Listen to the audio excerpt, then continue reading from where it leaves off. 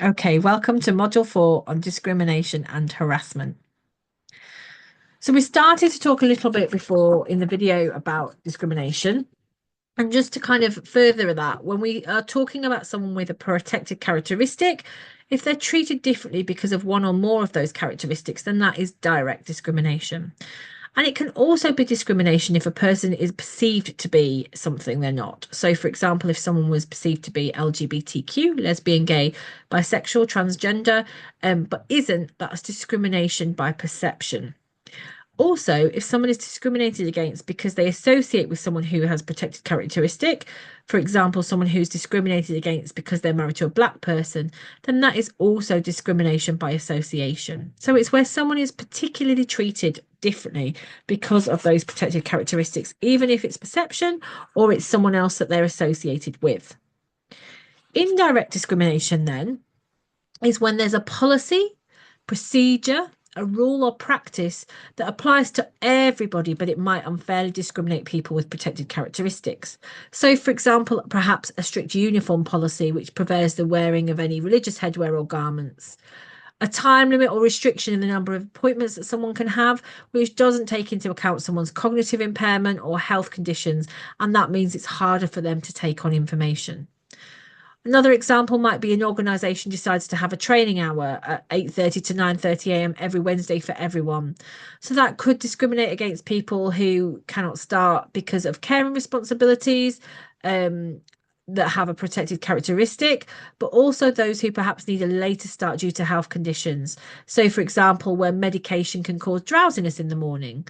So it's really about thinking when you're in your roles, is there any policies or procedures that might unfairly discriminate against somebody, or can you see that happening in when you're doing your role?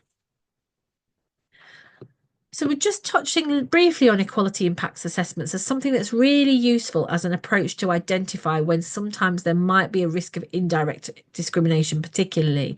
So they're aimed to help organisations ensure that the policies, practices, procedures, the events that are set up and the decision-making processes that are taken are fair and they don't present barriers to participation or any disadvantages for those protected groups from participation. So, really useful thing to be doing, an equality impact assessment before any changes to services, before any big decisions are made, and checking through policies and procedures using an equality impact assessment. So here's a couple examples of direct and indirect discrimination. So see if you can spot which one is which as I read through them. So Chris is a trans man in the process of undergoing gender reassignment from female to male.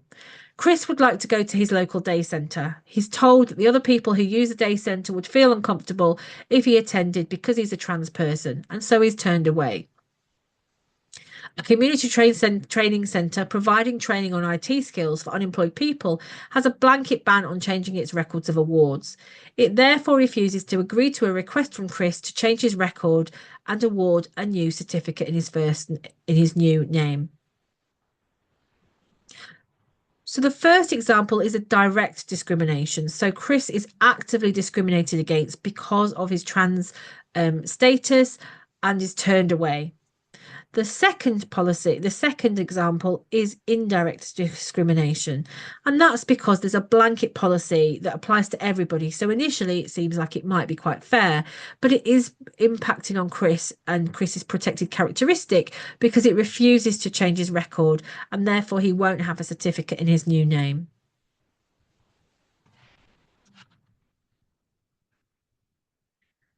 So that's discrimination.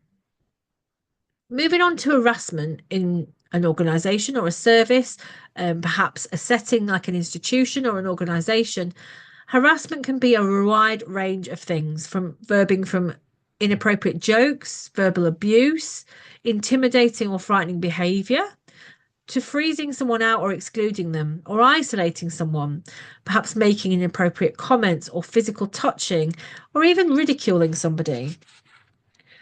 So, particularly within the workplace, from October 2024, employers now have a legal duty to protect their employees from sexual harassment. They must take reasonable steps and preventative measures to reduce the risk of sexual harassment in the workplace.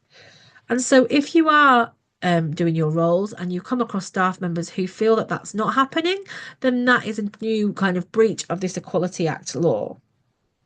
So employers have this duty to prevent harassment within their organisations.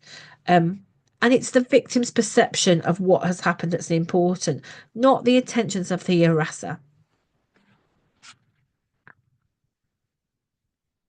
So, task for you now. In your workbook, see if you can think of some more appropriate examples of harassment that you could come across in your role for the following protected characteristics. So, what might come up when you're working with somebody around harassment in terms of age, race, religion or belief, disability, or sexual orientation?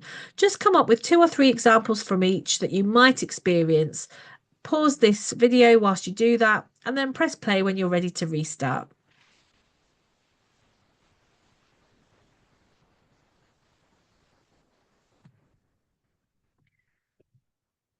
So, if someone's made a complaint of discrimination, then they may be then treated less favourably than others because they made or tried to make that complaint. And that's called victimisation. So, victimisation might look like being left out of work or activities in a group, maybe perhaps in the organisation, being left passed over for promotion, not being allowed to do something, being labelled a troublemaker, or being isolated or ignored. Victimization is a really difficult thing because if you've made a complaint of discrimination, obviously you've wanted something to change. And so if you spot anybody being victimized, it's important that again you raise that concern with the person that you supports you in your role, and also let people know that there is this law that protects them. So if we're thinking about making sure that we don't discriminate against people, we have this opportunity to make these reasonable adjustments, to create equity for people, to create fairness, to make sure that people can access things even if they need a bit of support. So let's think about some reasonable adjustments in the following situations. So firstly, Layla has ADHD and she finds long meetings hard due to focus and concentration. She has to minute the 2-hour trustee meeting every month, and she regularly makes mistakes in the minutes. And what could she have as a reasonable adjustment? So she could have speech to text app where she records the meeting and it transfers it into text, and then she can just tweak it. She could record the meeting so that she can then listen back to the recording and take breaks as she needs and work at a time that best suits her. And the other thing is, does Layla need to be the person that records the 2-hour trustee meeting, or is there someone else that can do that? So there are a few different options that can be looked at in terms of adjustments to Layla's work to make sure that she has a bit more support. Next one then. Amina is blind. She wants advice on making an attendance allowance claim, which is a benefit claim for older people, but she would like to complete the claim herself. What could we do to make a reasonable adjustment for Amina? So, depending on what Amina terms as making the claim herself, we could ask the Department of Work and Pensions what adjustments they can make for someone who's blind.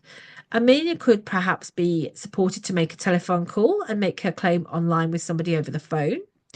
There might be a Braille version of the attendance allowance form for Amina.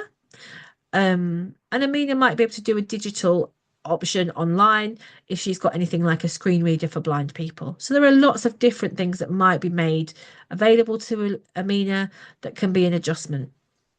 Next one then. Bill can't climb any steps due to a heart condition. Your building has 5 steps in it and no lift. He's currently in hostel accommodation, which is closed to visitors from 9 till 5 p.m. But what can we do there to make an adjustment? So we could visit Bill in another organisation that doesn't have steps, perhaps has a ramp or a lift. We could visit Bill outside of the 9 to 5 hours in the hostel and adjust the time that we perhaps work. We could meet with Bill online if that's better, where in a place that he feels comfortable and do a video call. So there could be lots again of different adjustments to work for Bill and what Bill needs. Final one then, Mohammed starts at your organisation on Monday. He's asked for a space to be able to undertake prayers. You have no spare rooms. So again, what could we do to make an adjustment for Mohammed so that he can pray when he needs to? So firstly, we don't have to have a spare room. We might be able to block out an office for the time that he needs to pray, might be able to create a corner with a bit of privacy screening. It might be that there's a spare space in the office that can be created to make a small prayer room, or you can appropriate another room for that. So there are lots of ways, again, that you can make reasonable adjustments, but they have to be for that person.